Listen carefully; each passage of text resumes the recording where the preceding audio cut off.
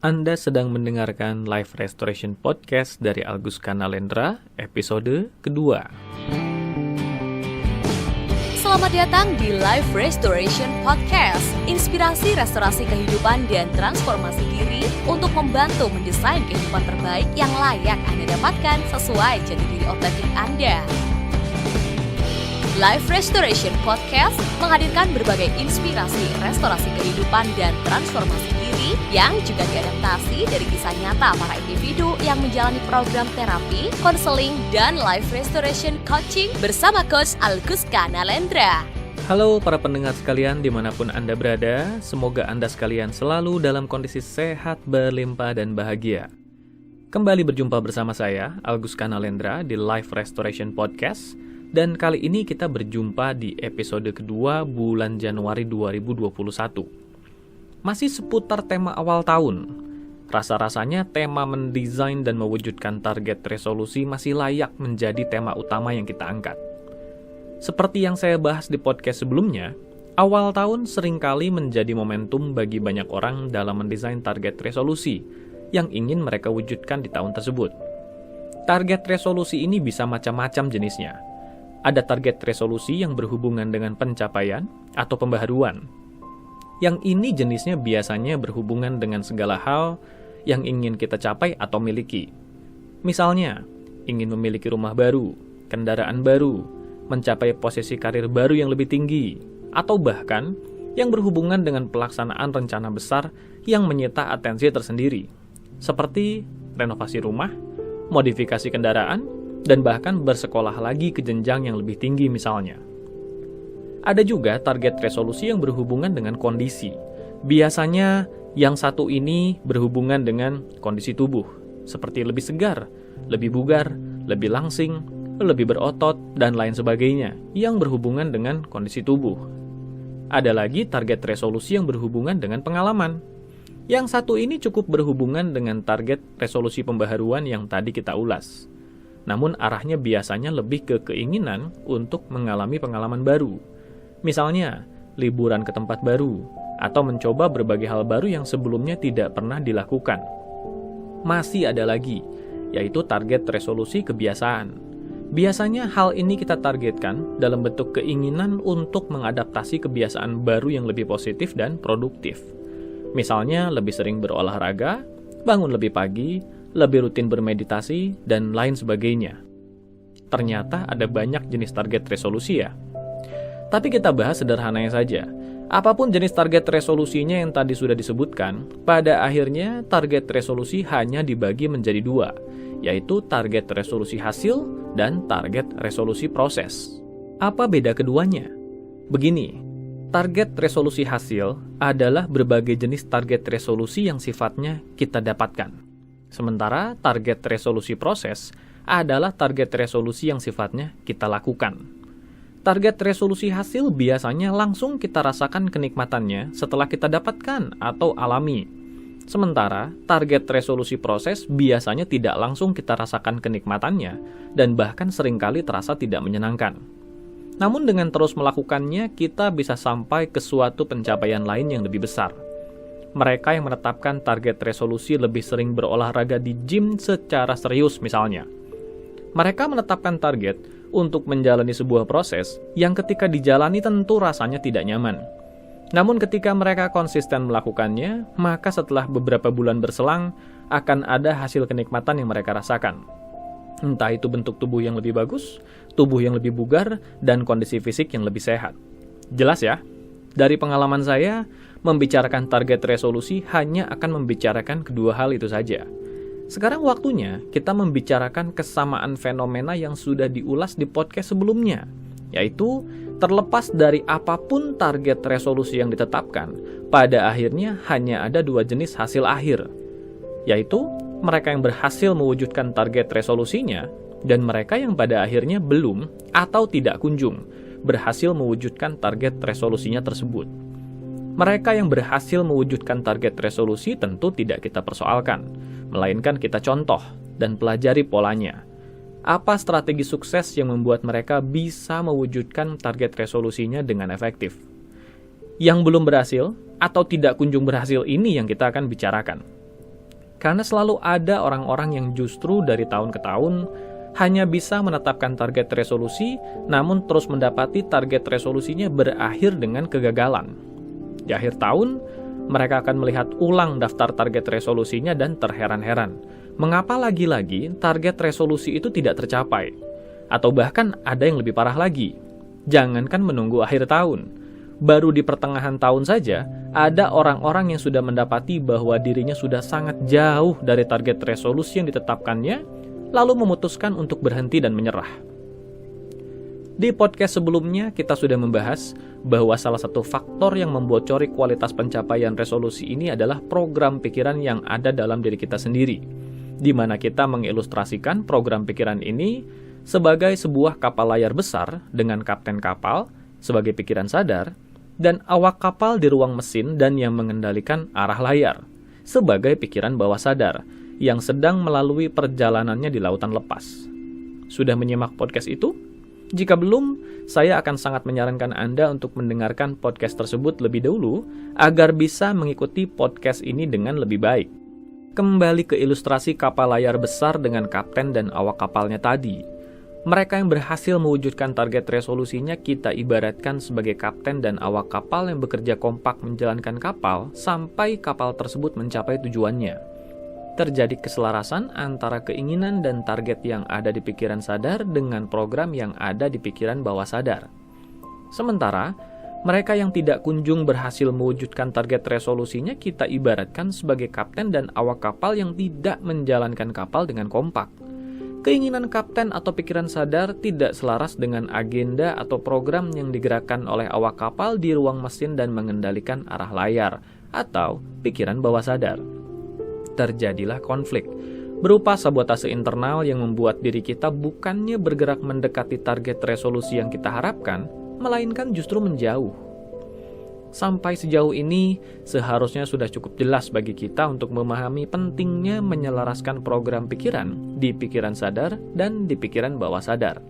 Sekali lagi, jika Anda belum menyimak podcast sebelumnya, silakan luangkan waktu untuk menyimak podcast itu terlebih dahulu, agar bisa memahami penuh yang sedang kita bicarakan kali ini, karena bahasan itu sudah saya bicarakan di podcast sebelumnya. Yang belum saya bahas di podcast sebelumnya adalah bagaimana dengan kondisi lautnya. Bukankah laut punya hukum atau cara kerjanya sendiri? Betul sekali.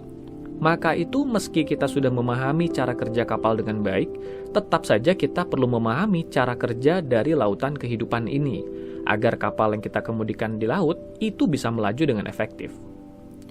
Hukum yang menjadi cara kerja lautan kehidupan inilah yang saya sebut sebagai hukum semesta, sebuah aturan yang berlaku universal bagi setiap orang di bumi ini. Jika hukum semesta ini kita ilustrasikan sebagai lautan, mari pahami bahwa meski kapten dan awak kapal bisa mengemudikan kapal dengan baik, bukankah tetap saja mereka harus mengenali cara kerja arus laut dengan baik dan menyesuaikan cara kerja kapal mereka dengan hukum alam?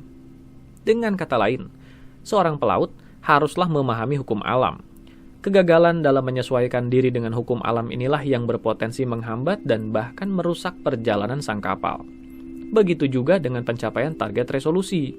Proses pergerakan untuk mewujudkannya haruslah sejalan dengan hukum alam. Mereka yang menetapkan dan mencoba mewujudkan target resolusi dengan melawan hukum alam diibaratkan kapal yang tidak paham cara kerja lautan dan bahkan terus menentang hukum lautan. Terlalu banyak hambatan yang harus mereka tanggung, yang berpotensi membuat mereka kelelahan dan bisa jadi frustrasi karenanya.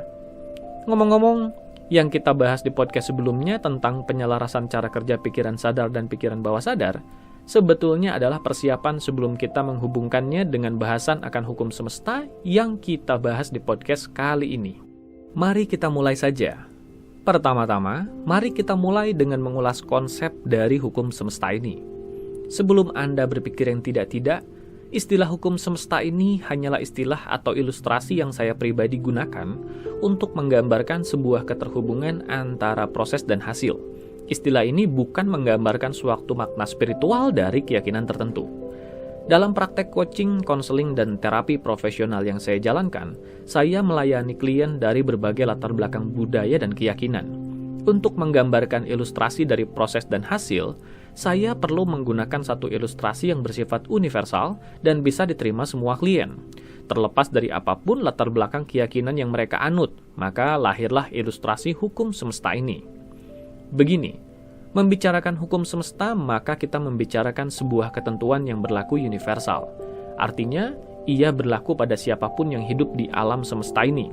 Siapapun mereka, apapun latar belakangnya, dan apapun rekam jejak perbuatannya.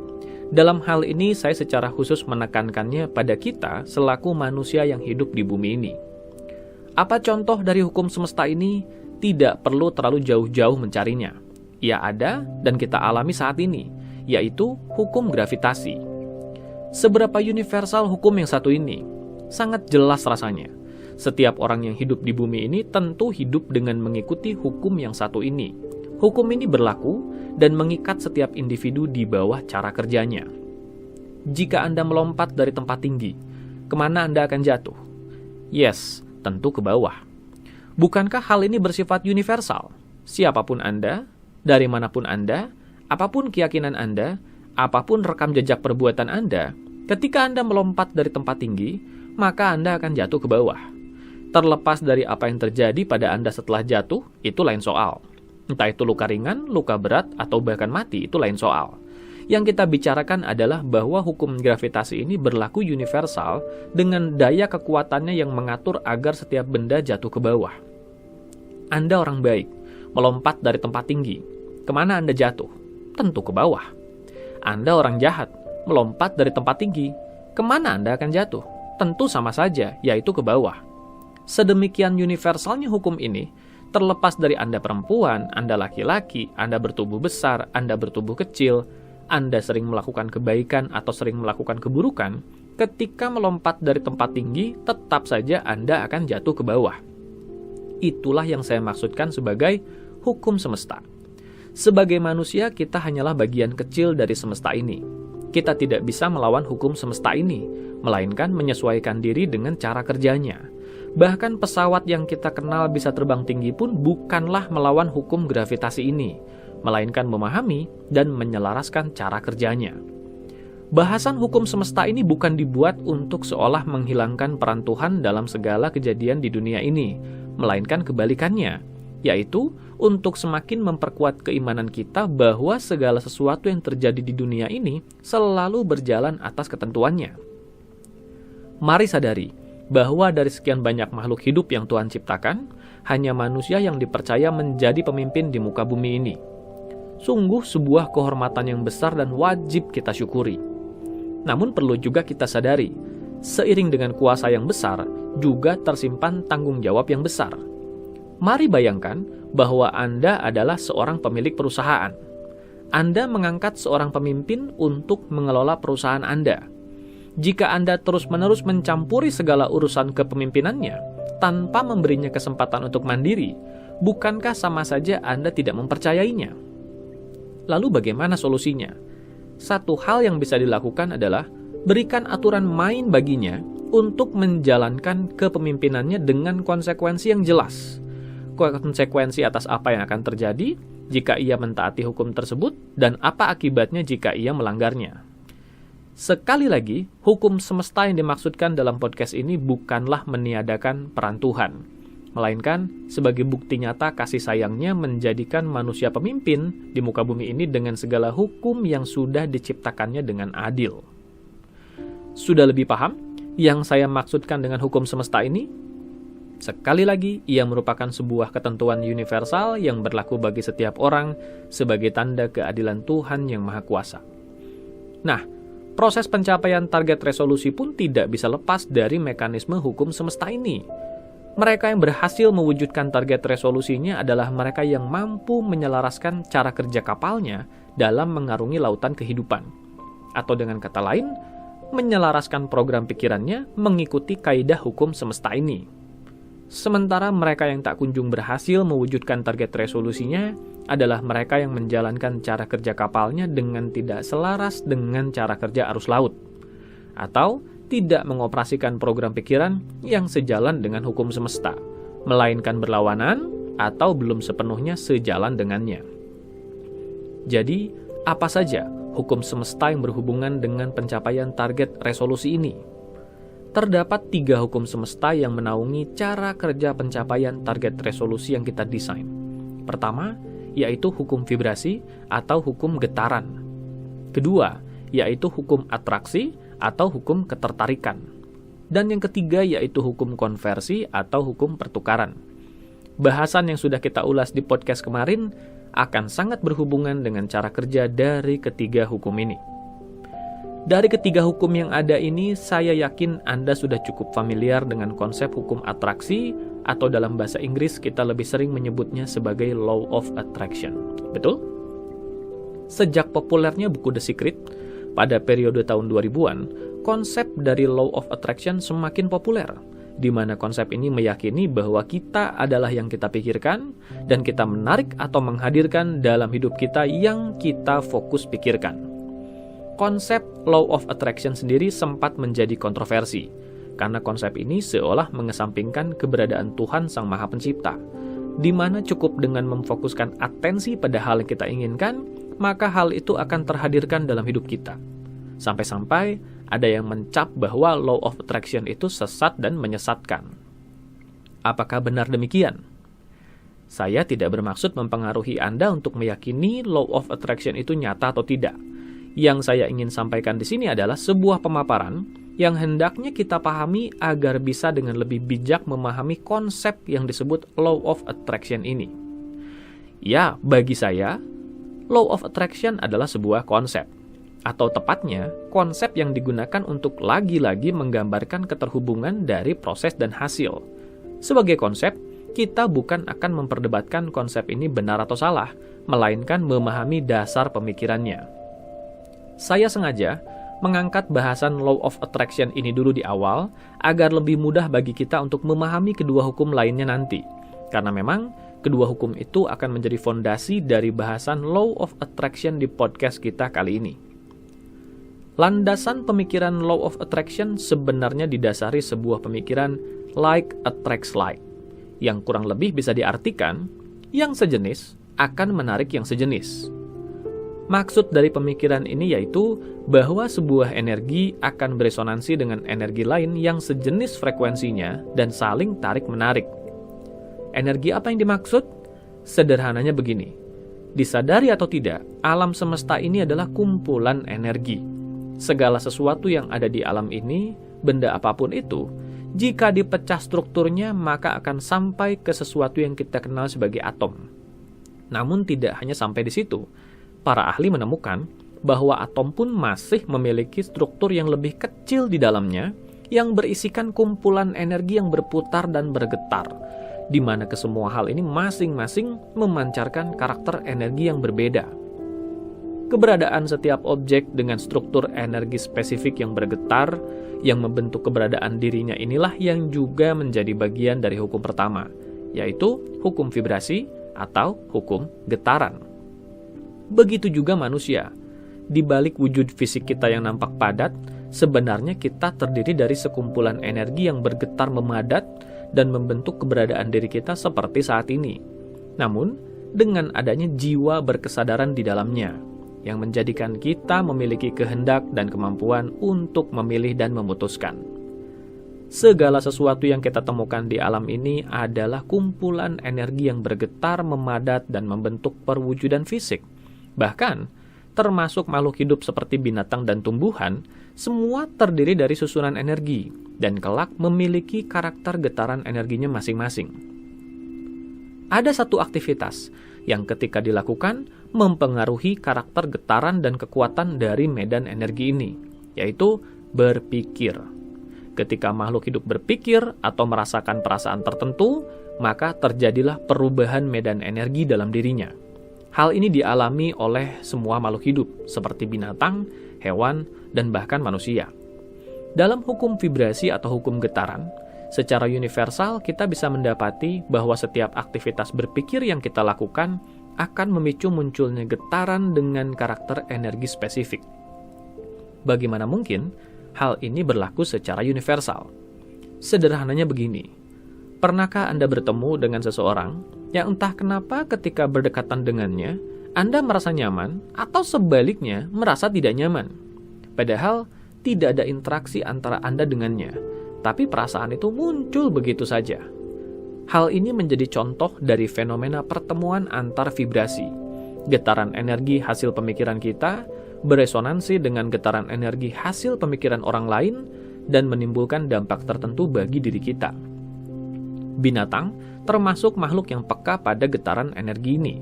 Mereka memiliki ketajaman naluri untuk merasakan getaran energi yang dipancarkan makhluk lain, termasuk manusia.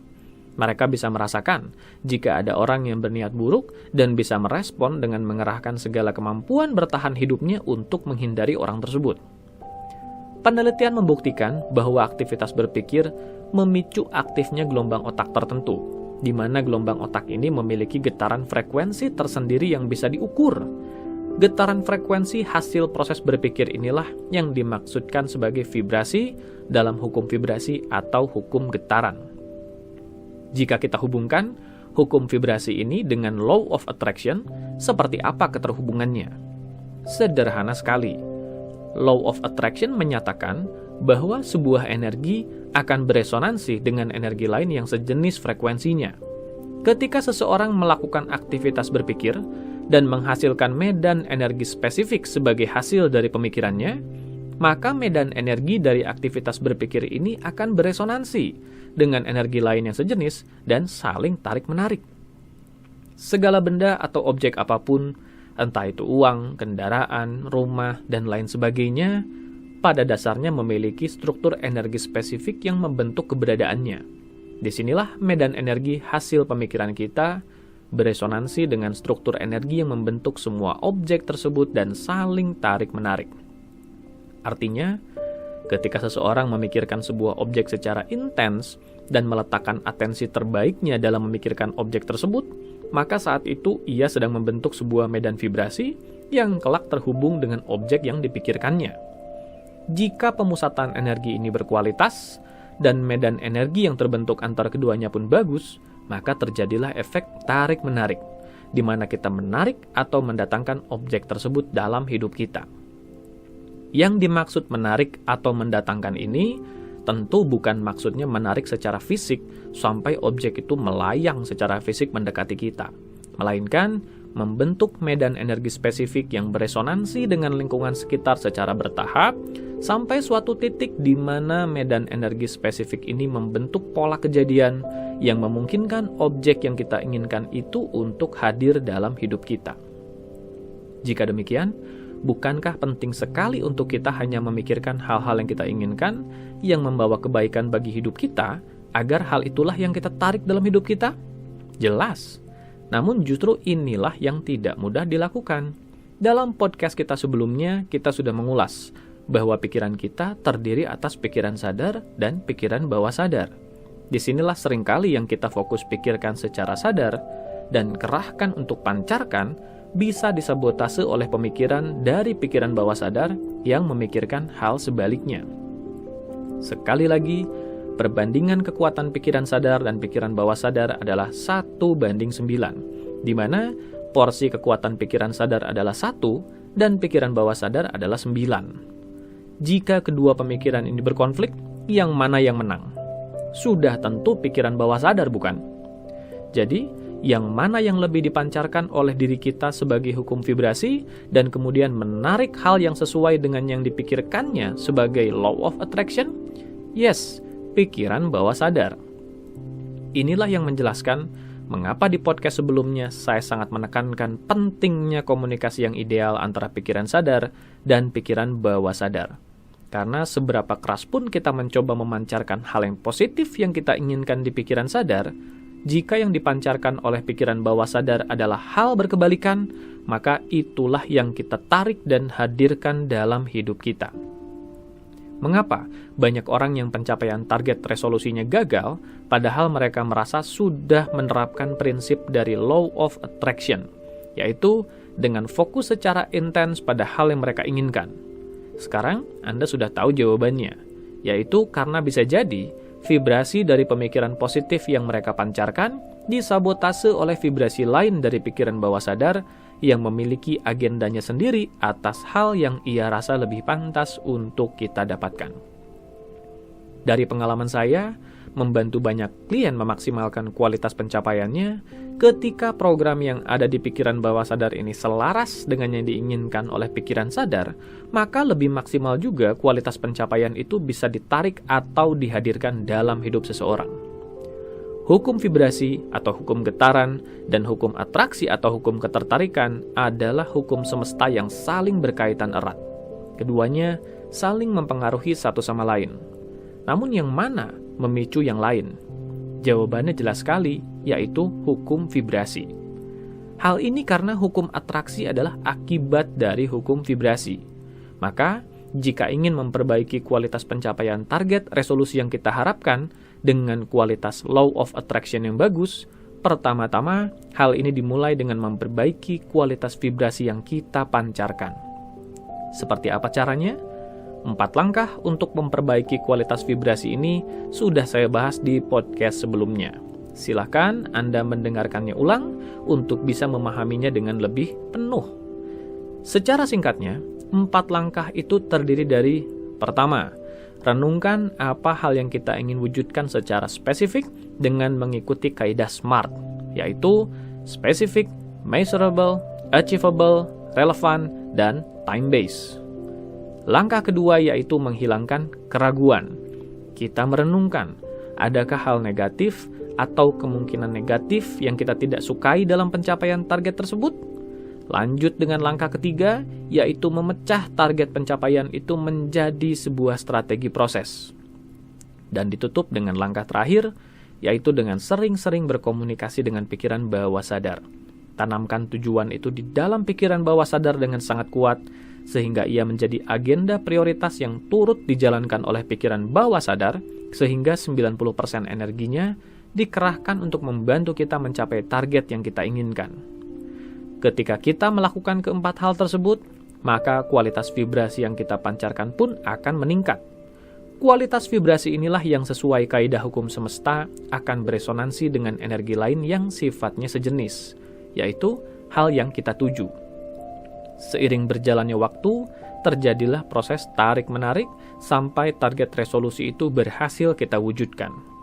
Apakah itu saja? Tidak juga. Di podcast kali ini akan kita lengkapi kepingan lain yang akan semakin melengkapi cara meningkatkan kekuatan pancaran vibrasi ini. Ada 2 hal lain yang perlu kita lakukan untuk meningkatkan pancaran vibrasi ini. Yang pertama, yaitu menjaga kualitas fisik dan gaya hidup yang kita jalani. Ingat, manusia adalah makhluk energi. Keseluruhan tubuh kita terdiri dari struktur energi yang memadat, bahkan sampai ke sel terkecil dalam diri kita memiliki struktur energi. Apa yang kita lakukan dengan tubuh kita, otomatis akan menimbulkan efek tersendiri pada medan energi ini. Apa makanan yang kita makan? Seberapa sehat kualitasnya? Seberapa sering kita berolahraga? Seberapa berkualitas olahraga itu kita lakukan? Seberapa sering kita bermeditasi atau melakukan pengolahan pikiran dan pengolahan napas? Semua itu sangatlah berhubungan erat dengan kualitas tubuh kita dan kualitas medan energi dalam diri kita yang akan menentukan kualitas vibrasi yang kita pancarkan.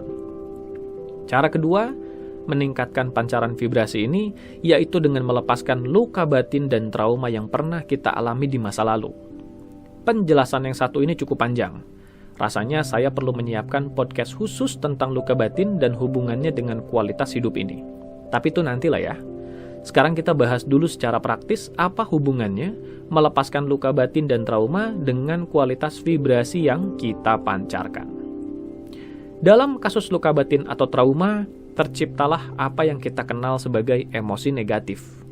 Emosi dalam bahasa Inggris disebut sebagai emotion, di mana emotion ini juga dikenal sebagai energy in emotion, atau energi yang bergerak. Artinya, emosi yang sehat adalah emosi yang mengalir bebas. Energi yang mengalir bebas ini lalu menjadi pancaran daya vibrasi yang bagus untuk menjalani kualitas hidup. Ketika seseorang mengalami luka batin atau trauma, terciptalah emosi negatif, di mana hal ini diibaratkan sebagai energi yang terkunci dalam diri kita. Ia tidak bergerak, atau not in emotion. Energi yang terkunci ini akan berpengaruh terhadap daya pancar vibrasi kita. Vibrasi yang seharusnya terpancar maksimal dan beresonansi dengan hukum atraksi untuk menarik hal yang kita harapkan menjadi tidak maksimal karena sebagian energinya terkunci dalam diri. Itulah mengapa kita sering mendengar istilah keajaiban memaafkan. Berbagai kisah-kisah keajaiban yang banyak orang alami dalam hidupnya seiring mereka memaafkan dan mengikhlaskan berbagai luka yang mereka alami dalam kisah masa lalunya. Ketika kita memaafkan dan melepaskan luka batin atau trauma, maka saat itu energi yang terkunci turut terlepas dan menjadi daya pancar vibrasi yang lebih kuat yang membuat fenomena law of attraction lebih mudah tercipta. Cara mudah mengidentifikasi fenomena ini adalah dengan berkaca ke diri sendiri. Ingat-ingat kisah hidup yang Anda alami. Adakah kejadian yang Anda ingat pernah Anda alami di masa lalu, yang ketika dulu itu Anda alami membuat Anda sedemikian terluka? Jika ada, itulah contoh dari luka batin yang membocori kualitas vibrasi. Tapi bagaimana jika kejadian itu sudah kita ikhlaskan, sudah kita lepaskan? Tergantung. Jika Anda merasa benar-benar sudah mengikhlaskannya sampai ke pikiran bawah sadar, maka seharusnya energi yang terkunci di kejadian itu sudah kembali mengalir dan tidak lagi membocori kualitas vibrasi. Tapi jika Anda sendiri tidak yakin sudah benar-benar mengikhlaskannya, maka Anda perlu waspada. Karena bisa jadi masih ada kebocoran di dalamnya yang masih merusak kualitas vibrasi Anda. Bisa dibayangkan, ada berapa banyak luka yang pernah kita alami dalam hidup ini. Apakah semuanya harus kita sembuhkan? Sebaiknya memang begitu, tapi hal itu akan berjalan dengan sangat lama sekali. Utamakan saja penyembuhan luka yang memang kita rasa kejadiannya signifikan sekali. Semakin kuat emosinya kita rasakan ketika mengingat peristiwanya, maka semakin signifikan pengaruhnya pada kualitas vibrasi. Itu saja dulu yang kita sembuhkan. Selebihnya, baru luka-luka lain kita sembuhkan seiring waktu berjalan. Melepaskan luka batin atau melepaskan trauma bukan perkara mudah. Ada kalanya, hal ini bisa begitu sulit dilakukan sendiri. Jika Anda merasa ada luka batin yang membocori kualitas vibrasi dan Anda kesulitan menyembuhkannya sendiri, maka saya menyarankan Anda mencari pertolongan praktisi profesional untuk membantu Anda melepaskan luka batin tersebut sampai tuntas. Nah, itulah hubungan dari hukum vibrasi atau hukum getaran dengan hukum atraksi atau hukum ketertarikan. Sudah semakin lengkap sekarang yang kita pahami tentang pentingnya menyelaraskan cara kerja pikiran sadar dan bawah sadar dengan menciptakan gaya hidup yang berkualitas dan menyembuhkan berbagai luka batin dalam hidup? Mari kita lanjutkan. Dari tadi kita membicarakan bagaimana penataan kualitas vibrasi dalam diri berpengaruh terhadap kualitas atraksi yang kita hasilkan. Lalu bagaimana jika kita sudah menata semua itu dengan sedemikian apiknya, namun yang kita tuju untuk tarik tak kunjung kita dapatkan? Ada dua hal yang menentukannya. Pertama, bisa jadi yang kita rasa sudah maksimal dalam menata vibrasi itu belumlah sepenuhnya maksimal. Masih ada titik buta yang kita tidak sadari, yang sebenarnya masih membocori kualitas vibrasi dan kualitas atraksi itu. Kedua, karena masih ada kepingan yang hilang dari hukum semesta yang menentukan kualitas atraksi yang kita hasilkan, yaitu hukum ketiga, hukum konversi atau hukum pertukaran. Bagaimana cara sederhana memahami hukum pertukaran ini? Kita memulainya dengan memahami satu landasan pemikiran bahwa tidak ada yang gratis di dunia ini, semua memiliki nilai tukarnya. Mari gunakan sebuah ilustrasi untuk memahaminya. Bayangkan kita datang ke sebuah bank yang kita tidak memiliki rekening di dalamnya. Kita lalu menyatakan ingin mengambil uang sebesar 5 juta. Apakah hal itu memungkinkan? Tentu tidak, karena kita tidak punya hak untuk melakukannya. Skenario berikutnya, kita datang ke sebuah bank di mana kita memiliki rekening dengan saldo sebesar 2 juta. Namun kita menyatakan ingin mengambil 5 juta. Apakah itu memungkinkan? Sekali lagi, tentu tidak, karena nilai hak kita belumlah cukup untuk itu. Skenario lain lagi, kita memiliki rekening di sebuah bank sebesar 5 juta, kita lalu datang untuk menarik uang sebesar 2 juta, Apakah memungkinkan? Tentu, karena kita punya hak dan kita memiliki kepantasan untuk mengklaim hak itu. Ilustrasi itu mewakili sebuah konsep yang disebut dengan rekening energi. Ingat, sebagaimana sudah dibahas sejak tadi bahwa kita adalah makhluk energi. Segala keseluruhan diri kita adalah energi. Yang juga perlu kita sadari adalah bahwa segala perbuatan atau pemikiran yang kita lakukan juga memiliki nilai atau bobot energinya masing-masing. Sekarang, mari bayangkan bahwa kita semua memiliki rekening energi, di mana rekening ini berisikan segala bobot energi hasil dari pemikiran atau perbuatan kita. Ketika kita melakukan perbuatan positif atau berpikir positif, maka rekening ini terisi dengan saldo energi positif.